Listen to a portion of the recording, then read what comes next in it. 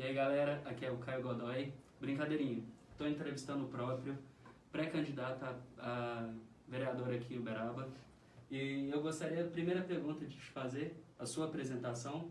Fala o que você faz, quais são os seus projetos e o que você espera daqui para frente. Primeiramente eu queria falar que é um prazer conversar com você, Alberto. Pessoas com ideologias tão diferentes, né, podendo debater sobre política. Eu sou um estudante, né? Eu estudo, me preparo para ser vereador, quem sabe um dia. Me preparo para uma candidatura há muito tempo, venho me preparando desde 2019. Eu me formei em Direito. Hoje eu faço uma pós-graduação em Gestão Pública. Sou aluno do Renova BR também. Recentemente, agora vou formar no Renova BR, que é a maior escola política do Brasil. E eu me formei também no Politize, que é uma escola política muito bacana. E assim, eu venho me preparando bastante porque eu acredito muito no legislativo técnico, que a gente tem que ter vereadores técnicos. E eu decidi ser a mudança que eu quero. A primeira pergunta que eu gostaria de fazer é o que, no seu ponto de vista, é o liberalismo e como você coloca ele na sociedade hoje?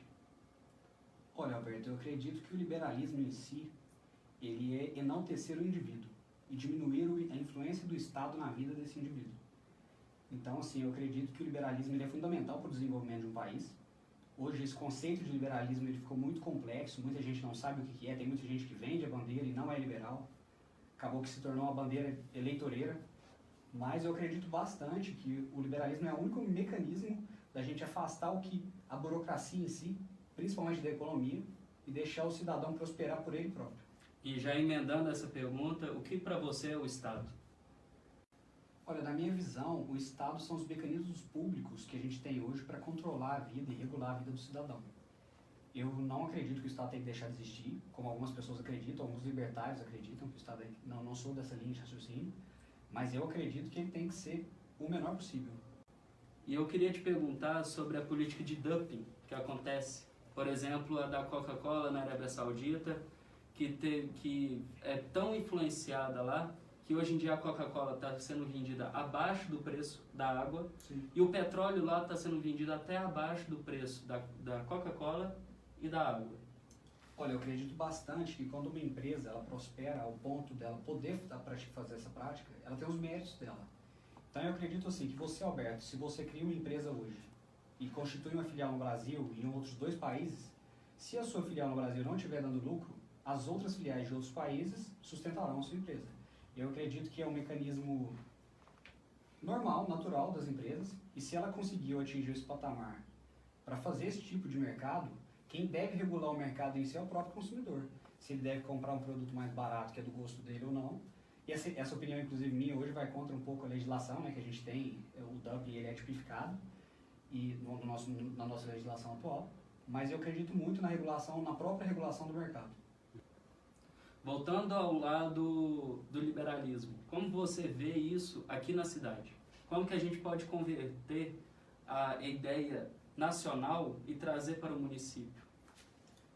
Olha, Alberto, eu acredito que o liberalismo ele vai muito em relação ao que a gente já conversou sobre a redução do Estado e como que isso pode acontecer hoje aqui em Uberaba. Eu acredito muito que o Estado aqui em si, do município, o nosso mecanismo público ele tem inchado. Então, recentemente, dos últimos 8 anos de gestão, a gente inflou a máquina em mais de 100 milhões em folha de pagamento. A prefeitura inchou a máquina em mais de 100 milhões. Eu acho que a gente deve começar por aí, cortando gastos e elevando a meritocracia no setor público. Porque hoje a gente, por exemplo, na prefeitura mesmo em si, a gente tem muitos cargos comissionados. E esses cargos, muitos deles são inúteis. Então a gente poderia começar reduzindo os custos para aí sim pensar numa próxima etapa. Porque hoje a gente tem um problema muito grande em Uberaba, um problema financeiro. Essa pandemia vai nos trazer um problema muito maior, a pandemia que a gente vive. E eu acredito bastante que a gente deve começar reduzindo os gastos, reduzindo o cargo, para aí pensar numa próxima etapa. Gostaria de te perguntar também sobre o fundo partidário, porque se a gente se fecha em um grupo de indivíduos que são privados e não tem o dinheiro público investido nisso, a gente se fecha muito a um público específico. Por exemplo, aquele que tem mais dinheiro, ele tem mais tempo de televisão, aquele que é empresário, ele tem mais tempo ali, e às vezes não é essa a vontade do povo. Às vezes pode ter um cara que mora numa favela, às vezes pode ter um cara que mora num bairro mais afastado, que ele quer o melhor para a cidade, melhor até do que o empresário. Eu queria que você comentasse um pouco sobre. Olha, eu acredito bastante que o fundo eleitoral não deveria existir, assim como o fundo partidário. Eu acredito que o financiamento de um partido ele tem que ser genuíno. Então, as pessoas que acreditam nessa ideia financiam o próprio partido, assim como é na rede privada. Eu acho que o dinheiro público, eu acredito bastante que o dinheiro público, os meus recursos, eles não podem ser investidos para defender ideias de pessoas que pensam diferente de mim. Então, o meu dinheiro, por exemplo, ele será investido em campanhas, a minha tributação vai ser convertida no fundo eleitoral, que será investido em campanhas do PSOL. São ideias que eu não concordo de maneira alguma. E eles vão usar os recursos públicos, que vieram dos meus tributos, para defender essas ideias. Então, eu acredito bastante que as campanhas elas devem ser defendidas e financiadas pelas pessoas que realmente acreditam no projeto. A gente no Brasil, a internet principalmente, ela mudou o modo de fazer campanha. O próprio presidente eleito, ele foi eleito com uma campanha muito mais barata que o do candidato que perdeu no segundo turno. E temos inúmeros exemplos aqui no próprio estado de Minas Gerais. A Laura Serrano, que é deputada estadual aqui do Novo, ela teve um voto que custou por voto menos de 20 e poucos centavos. Então, eu acredito que as campanhas baratas, usando a internet, elas são, na maioria das vezes elas são mais efetivas. Se a ideia proposta for realmente boa, elas são mais efetivas do que campanhas caríssimas. Mas não tem um público distinto, por exemplo, o Bolsonaro em si próprio, na campanha, ele gastou pouco dinheiro. Sim. Mas, por exemplo, ele teve a ajuda de empresários, por exemplo, o dono da Havan, que nitidamente em suas redes sociais é a favor do atual presidente. A gente tem, por exemplo, a mídia, muito girou em torno disso, por exemplo, a Igreja Universal, que hoje em dia tem a Record, que é um meio, que é uma mídia também. Sim. Então, diretamente, acaba não sendo, mas indiretamente acaba influenciando. Então, mas aí eu acredito que não vai para o lado financeiro do debate. O lado evangélico que você citou, eles são muito unidos. Então, eles defendem uma classe pela união deles. Então, se eles elegem um candidato, é mérito dos evangélicos em si, que na maioria das vezes eu não concordo com os candidatos que são eleitos por eles, mas eles têm os méritos deles de serem muito unidos. Então, assim, é uma classe muito unida. E eles vencem porque acreditam nos projetos daqueles candidatos e os elegem. Eu acredito que você citou o exemplo da Havan, o empresário, né, ele apoiou porque ele acreditava na ideia e assim, provavelmente ele arrastou algumas pessoas com ele. E eu acredito que isso é muito genuíno. Se tem uma pessoa pública, influente, que acredita nas suas ideias, ela vai defender as suas ideias e a sua candidatura independente do seu poder financeiro. Mas influenciando diretamente, até no lado financeiro, seus funcionários, você acredita que esse é o lado correto? Então, se ele impôs uma ideia aos seus próprios funcionários, aí isso tem que ser visto, né? E provavelmente isso tem que ser investigado. Não cabe a nós. Não cabe a nós, Eu queria te perguntar sobre a subnotificação do governo estadual do Romeu Zema, que o Minas Gerais é um dos estados que tem menos início de coronavírus. Mas no mesmo momento, Minas Gerais é um dos estados que estão menos fazendo exames. Como você vê isso?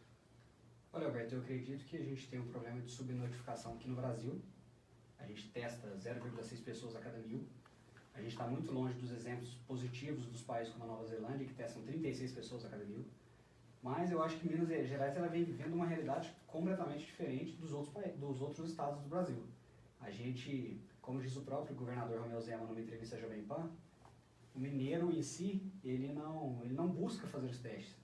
Então aqui, pelo menos na realidade do nosso município, a gente tem uma UTI que não está sobrecarregada e não tem pessoas que vão aos hospitais buscarem esses testes. Eu acho que o Estado ele não pode correr atrás do cidadão para fazer esse tipo de teste e vejo que o índice de mortalidade em Minas também está mais baixo. Então, assim, eu acredito muito na subnotificação, mas eu também acredito bastante que Minas está melhor que os outros estados. Se não me engano, é o segundo melhor estado do Brasil. E você acredita que os comércios devam se abrir de novo? Olha, devam voltar a abrir? Eu acho assim que eu acredito bastante que quem tem a possibilidade de trabalhar deve trabalhar. É uma hipocrisia muito grande para a gente que tem uma condição financeira e pode, para quem tem uma condição financeira que pode ficar em casa, falar que todo mundo deve ficar em casa. Tem gente que tem filhos, que está desempregado, que não tem dinheiro, como que essa pessoa vai ficar em casa? E quem pode ficar em casa e quer ficar em casa, tem a condição de não trabalhar, que fique, que tenha consciência social, que o brasileiro tenha consciência social e que saia apenas para trabalhar, que não saia para o lazer, que é o que a gente não vê hoje no Brasil. Acho que muito disseminação do vírus no Brasil é pelo desrespeito brasileiro, que não segue as ordens de isolamento. Mas eu acho que é muita hipocrisia da nossa parte falar para quem não tem condição financeira ficar em casa. Você não acha que esse seu discurso pode se barrar muitas vezes em um discurso elitista? Por exemplo, o rico ele pode se manter em isolamento, fazendo a quarentena, e o pobre ele precisa muitas vezes se colocar à disposição do trabalho, se colocar à mercê de um vírus que está matando milhões e milhões de pessoas, e aí pode influenciar tanto do lado econômico dele, tanto no social, e o rico ele não corre esse risco, e o pobre muitas vezes ele fica submetido a isso. Olha, eu acho que vai totalmente na contramão. Eu acho que seria muito elitista da minha parte pensar que todo mundo tem que fazer o lockdown. Porque nem todo mundo tem essa condição. Então, assim, é normal que tem pessoas que tenham mais condição financeira do que as outras. O que não é normal é a gente subjugar todo mundo na mesma régua. Então, eu acredito bastante que se as pessoas que têm condição exigirem das pessoas que não têm de ficar em casa, isso sim seria elitista. Porque o vírus ele não é elitista, ele mata igual. E quem tem condição de trabalhar, ótimo.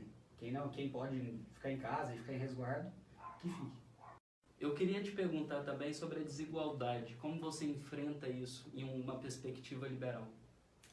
Eu acredito que o melhor meio para enfrentar a desigualdade é o liberalismo em si. É diminuir a burocracia no Brasil. Hoje a gente tem um país que o brasileiro paga 6 meses de tributo. Então, assim, 6 meses da arrecadação dele são destinadas para pagar a tributação. E às vezes, quando a pessoa tem condição de colocar o filho numa escola particular e pagar um plano de saúde, mesmo ela pagando metade do ano de tributação, ela tem que pagar por serviços que já foram pagos para o Estado. Então, eu acredito que o liberalismo é o melhor meio da gente melhorar a gestão do Estado, seja na saúde, na educação, na segurança, e dar condições para o brasileiro crescer por ele próprio, porque eu acho que o maior gerador de mudança, gerador de riqueza é o próprio indivíduo e não o Estado. A última pergunta que eu queria te fazer é a seguinte: até onde a liberdade econômica ela vale a pena? Porque, por exemplo, a gente olhando para fora do país, a gente tem a Coreia do Sul, que é um país extremamente liberal. Em relação, é muito fácil você abrir uma empresa lá, é muito fácil a liberdade econômica do indivíduo. Mas, ao mesmo tempo, a gente tem um monopólio muito grande, vindo, por exemplo, de uma fábrica igual a Samsung, que ela faz desde tábua até foguetes. E outro ponto que eu queria te perguntar é a respeito da até onde a liberdade econômica vale a respeito ao indivíduo que trabalha nessa empresa. Porque, embora muitos lá consigam progredir, ganhar muito dinheiro, muitos mais se submetem a condições de trabalho desumanas, trabalhando com fraldas geriátricas para ter menos tempo, para ficarem mais tempo trabalhando. Eu queria te perguntar sobre o que você acha sobre. Olha, Alberto, eu acredito bastante que a liberdade econômica é sinônimo de prosperidade. Os países que têm os maiores índices de liberdade econômica, eles também têm os maiores índices de desenvolvimento humano. Não é o caso do nosso país. A gente, recentemente, nos últimos rankings de liberdade econômica, a gente figurou para baixo do número 140, reflexo do país que a gente vive hoje, da dificuldade que é empreender nesse país, com a quantidade de tributação que a gente tem. E no caso específico que você citou, eu acredito que realmente isso é um problema. Se realmente existiu, eu desconheço, se existe. Isso eu sou contra, com certeza. Mas eu acho que a gente não pode colocar uma exceção como regra. E os países que têm essa liberdade econômica, consequentemente, eles têm um desenvolvimento muito melhor que o nosso, inclusive. Então, eu acredito que a liberdade em si, no âmbito econômico e no âmbito social, ela é bom. Eu não vejo problema nos dois coincidirem. Muito, Caio Godoy, de me fazer essa entrevista. E eu quero que você fale um pouquinho mais, fala para a galera, você pode falar para ela de seguir nas suas redes sociais e fala um pouco mais aí. Primeiramente, eu queria agradecer você, Alberto, que me convidou para fazer essa entrevista. É muito bacana poder conversar com uma pessoa que tem uma ideologia diferente da minha, pessoas que pensam política diferente, mas no mundo hoje tão polarizado quando a gente vive, a gente consegue sentar, debater e se respeitar. Eu acho isso muito bacana. Para quem quiser acompanhar meu trabalho, eu já sou pré-candidato ao Legislativo aqui de Uberaba. As minhas redes sociais no Facebook e no Instagram é Caio Godoy, Caio com 2 As. E eu queria agradecer mais uma vez a você que me convidou para fazer essa conversa. Achei muito bacana. Torço aí para que essas suas entrevistas façam muito sucesso. Muito obrigado. Obrigadão, galera.